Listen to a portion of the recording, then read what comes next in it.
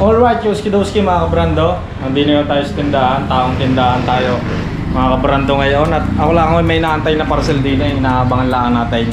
At parating na, nag-text na ho eh. At the meantime mga kabrando ay natingin tayo ng motor. Siyempre, papasukin na natin ang buy and sell. Or porkit. Natingin tayo ng porkit mga kabrando or natingin tayo ng pambenta ng motor.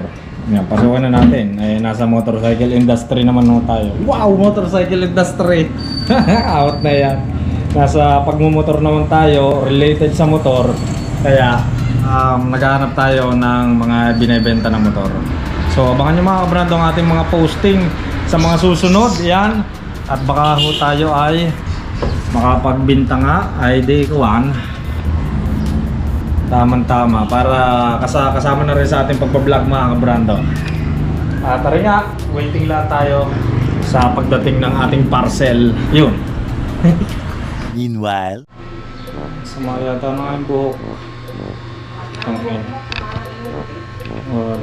Parang ano ako din eh.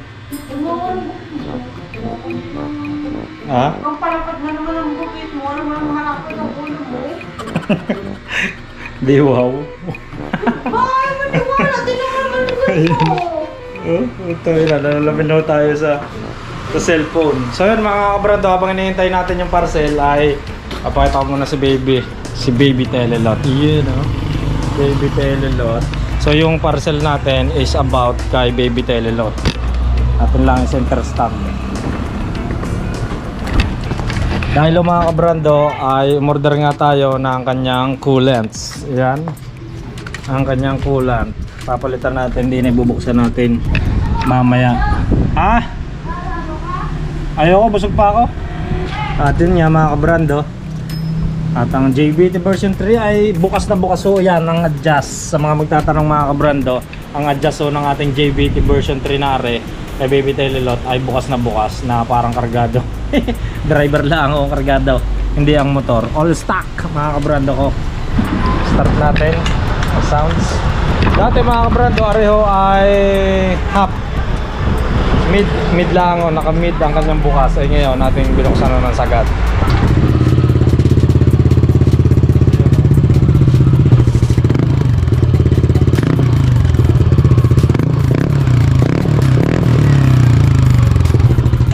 So yun lang mga kabrando, pinarinig ko lang sa inyo ang tunog ng JBT na sagad ang bukas. Alam nyo na ho yan.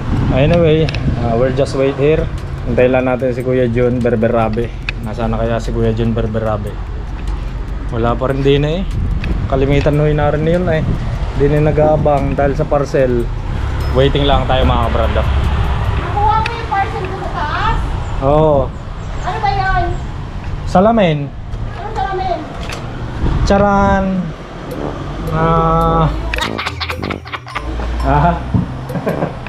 Yan? Oo.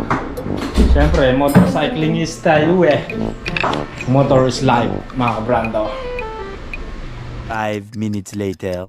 Alright, so yun mga kabrando, dumating na pala. Wala ako din yung kanina. Ay deliver na pala ni Kuya Jun. Areho, ang ating in-order. Okay, atin ang buksan. Kung anong agari. Areho ay coolants. Oh, balot na balot eh. Wala yan. Balot na balot ang coolants. Very good ang seller mga kabrando. So okay yun tayo. Atin kinachat muna ang seller para malaman natin kung talagang inayos ang pagbabalot. Dahil pagka na-damage, syempre papaligaw natin. Yan. Yo, ang kulang. Okay mga kabrando. So mura lang ang biliho natin din eh. 139 pesos. Yan. Isang 500 ml na top 1 power coolant. At saka siyempre kailangan natin pagka tayo naglinis ng panggilid, isang grasa. High temp grease. Yan o. Areho ang ginagamit natin pagka tayo naglilinis ng panggilid ni Baby Jet tsaka ni Baby Telelot. Okay? Maisali na. Okay? Let's go. Dumating na pala si Kuya Joe na hindi man lang nag-apisa. Hindi na binigay kay Commander pala.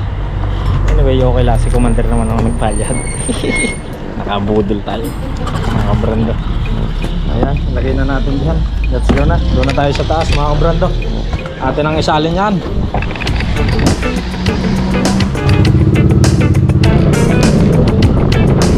Talaga sa lakas pa rin ang hangin ngayon. Sa lakas pa rin ang hangin kahit naginit na. Kahit nagaraw. Sa hangin.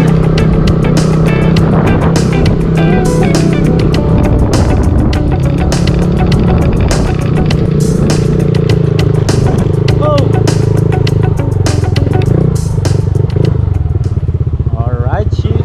Let's go. Tignan natin ilagay. Para luwag mga kabrando. Ba na? Yun o. Ba na. Alright mga kabrando, ang una natin gagawin din ay kakalasin natin yung kanyang cover ng radiator at saka huare.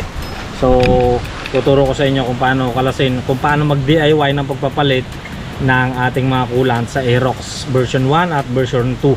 Ayun ho. Okay. So narin na yung ating mga basic tools mga kabrando. Kailangan natin yan sa motor. Pagka tayo ay may motor, lalo na pagka tayo nabiyahe ho lagi ng malalayo at saka araw-araw na gamit, ay kailangan natin ng basic tools. Yan. Okay, let's go.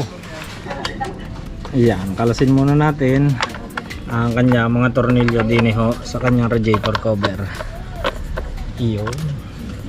Kunting paluwag lang. Yan naman ng mga tornilyo na rin, hindi kailangan na sobrang higpit. Yung tamang higpit lang.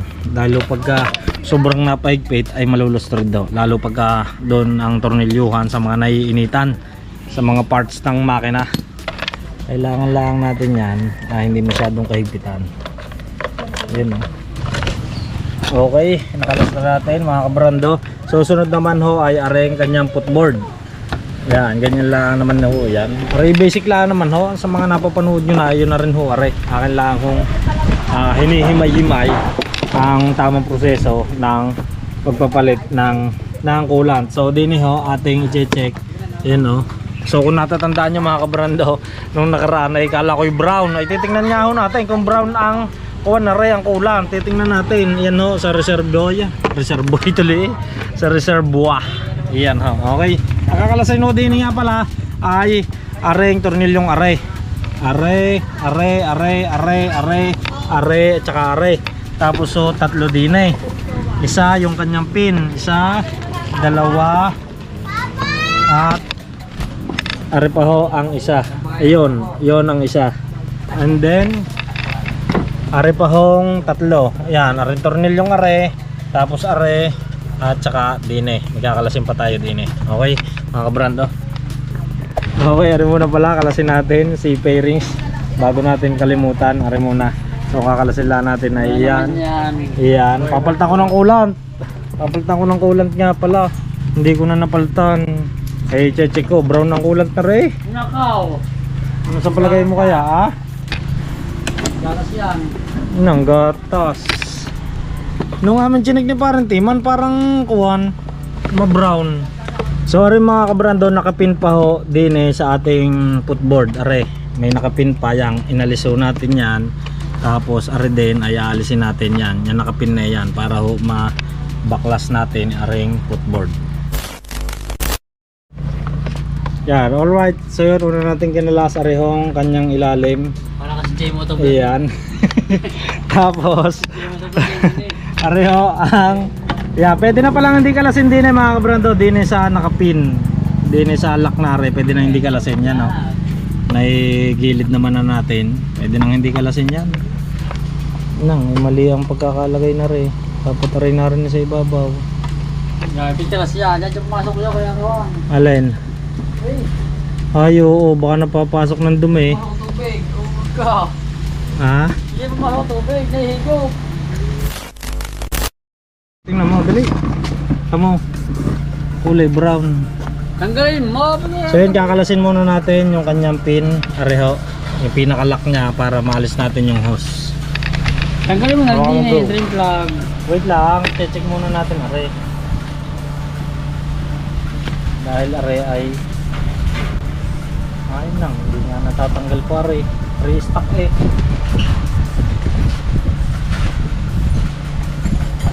Long nose. Nang, Ang lunglos hindi na makakapit eh. Hindi maaari.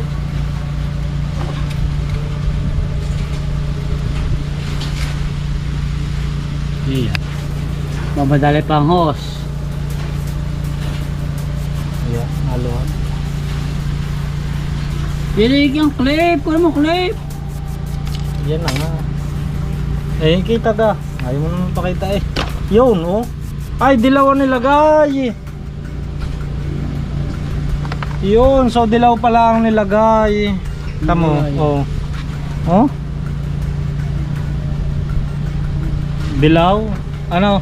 Wala mo dilaw. Kulang? Wala mo Meron, dilaw. titingnan natin din eh. Kung ari ay, pero ari dilaw. Pamayadong dilaw ho ang nilagay din eh. Titingnan natin din sa radiator. Ang kulay Pero ng syempre, kulay, parehas yan. green lang at saka pink. Ano ka, may blue din ha. Wala. Meron. Wala. Masok yung green pink lang. Ayan lang, kulay dilaw. Walang ganyan Tangina. dilaw. Nawot na. Okay, kakalasin muna natin are sa radiator. Yan, din sa ilalim. Kalasin muna natin mga kabrando. Wala mo nga. Yan na. Dali. Wala rin, hindi na mausap. Ang dumi pa nun na yung motor. Ha? Kailangan maliit lang na ano. Kakalasin na natin na rin drain plug mga kabrando ng kanyang radiator.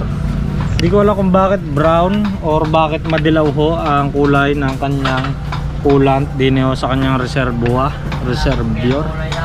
Ha? Wala na kulay.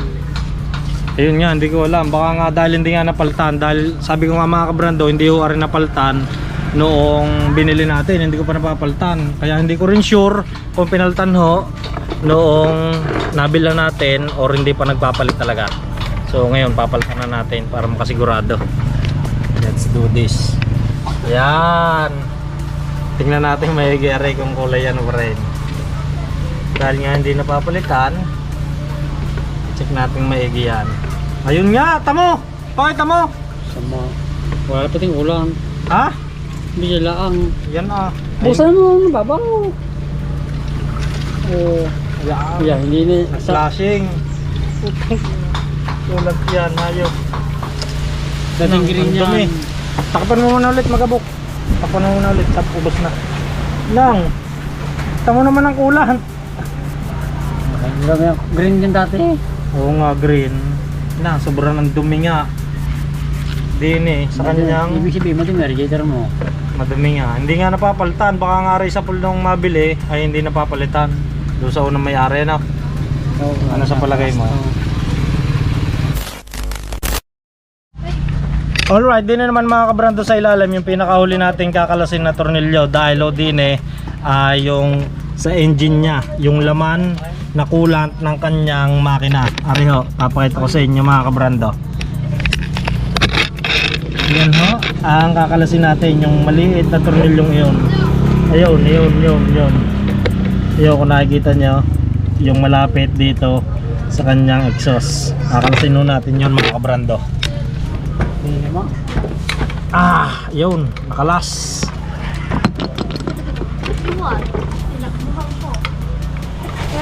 Yun. Ayun o. Naging kulay dilaw nga, naubos. Mga ka-brands. Ayan o.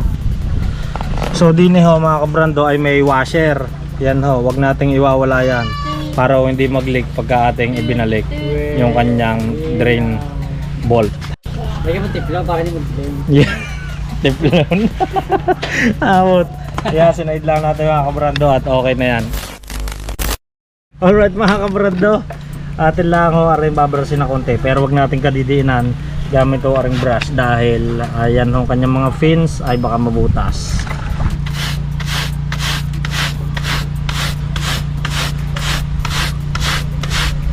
So ibinalik na natin yung kanyang drain plug din ho sa ilalim, tsaka drain plug ng radiator. So lalagyan na ho natin ng distilled water. Ayan, lalagyan natin ng tubig para ho malinis. Tapos paanda rin natin ng mga 2 minuto para sumirculate at masaid yung dumi ng sa makina. Okay, yan ho. So sa prosesong rin mga kabrando, hindi muna natin ilalagay ang kanyang reservoir. Hindi muna natin ilalagay, okay lang yan. Mahalaga mapunuan natin na rin hanggang sa makina.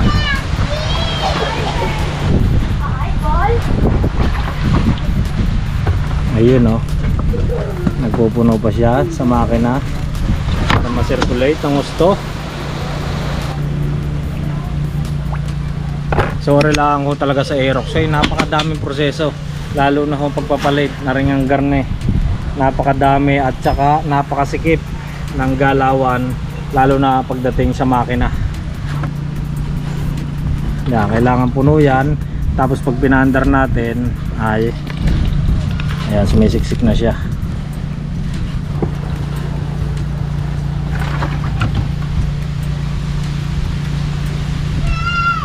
Alright, puno na mga kabrando. Yan, at atin ang paandarin para ho malinis. Okay.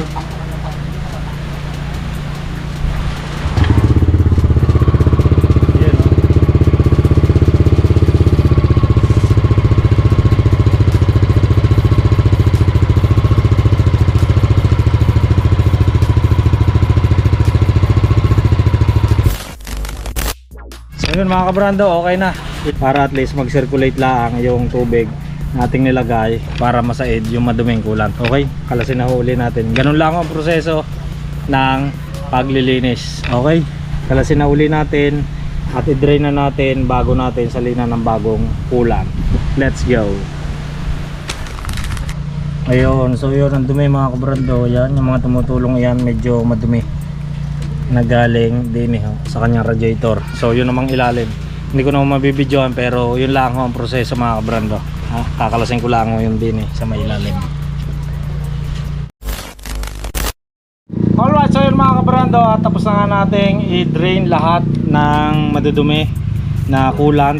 So atin ang tatakipan na huwari. Nalagay na uli natin ang takip. Yan. And then ilalagay na uli natin yung takip niya doon sa engine. Yan, dyan mga kabrando. Tapos ayun na, lagyan na natin ng coolant.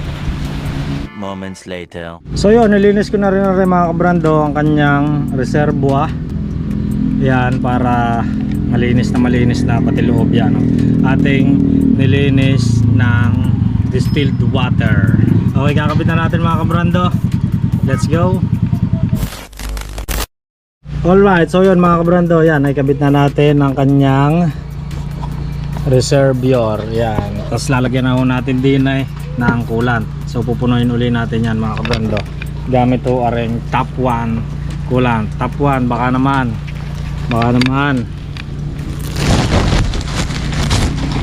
yun o, naka-sealed talaga o, sobrang sealed. Sasalinan na natin yan. Ayan o, salinan na natin. Pupunuin na rin. Ayan o. Tingnan mo, sir. Lagyan mo na. Uy! Lagyan mo rin. Hindi mo ko lalagyan mo na reserve mo dyan. Ha? Lagyan mo na reserve. Yan, umahos tuloy. So kanina mga kabrando, Para sir. nawala ang cap. Ay hindi yun na, naghanapan pa kami. Ang hirap hanapin, naabot na yan. Yung palay na rin nila ang... Sino naglagay doon? Ate? Hindi mo na nilagyan na reserve. Ha? Ugod. Lalagyan niya, kalate. Ay hindi pala, wala sa kalate. Ang reserve mga kabrando ay nasa gitna ng low at saka ng pool. Yun lang, ganun lang ang paglalagay natin. Anyway, inuna muna natin no, are. Ang kanyang radiator. Mamaya na, yan mo na reserve muna para kuha puno na. Reserve muna. Oo. Yan na, puno na. Oh. Yan yung may Okay, salinan natin ang reserve. Alright, so yan mga kabrando, puno na at all goods na. Nalagyan na natin ng reservoir. Bine o, reservoir. Ayan. At nasa kalahati siya. Yun mga kabrando. Nasa gitna siya ng low at saka ng high. Yung pinakamataas. Okay? Kakarating daang. Yun o. Yun. So bumula, ibig sabihin meron pa siya hangin. Kailangan mawala yung hangin. Kailangan pag hindi na nagalaw, kailangan wala.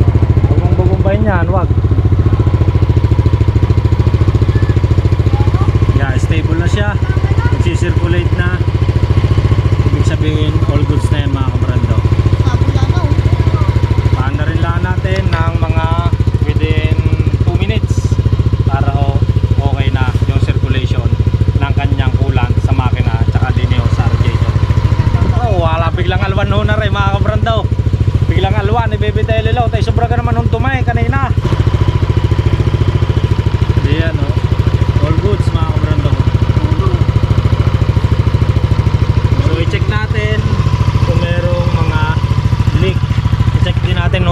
sa ilalim yung ating pinag-drainan din sa engine. Yun, wala naman siyang leak.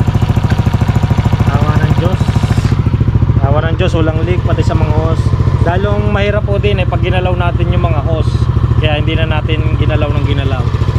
Pagka ginalaw natin yung mga hose na yan, may tendency na mag-leak.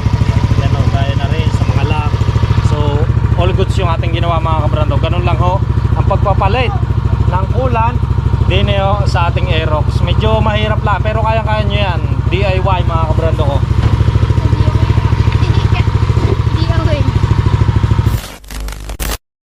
Alright, so yun mga kabrando, at din na nga ho nagtatapos ang ating vlog na are, at sana ho ay kayo ay may natutunan sa ating ginawa na pagpapalit ng coolant ng Aerox. Yan, ang DIY na ating ginawa mga kabrando.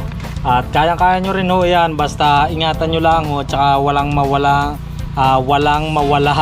na mga tornilyo ho or ibang mga parts na tatanggalin nyo din sa motor. Pero sundan nyo lang mga kabrando yung akin nung ginawa at okay na okay ho yan. Kaya-kaya nyo yan mga kabrando. Kayo na ang gumawa ng inyo kung ayaw nyong bumayad sa mga mekaniko. So yun mga kabrando, gandinin na lang. At maraming salamat sa panonood, sa pakikinig. Like, comment, share, and don't forget to subscribe to my YouTube channel. Siyempre alam nyo na yan, Jet Moro Speed on the House mga kabrando. Hanggang sa muli nating update at paggagawa ho din iyan kay Baby Telelot. At abangan nyo ang ating bagong motor na lalabas mga kabrando.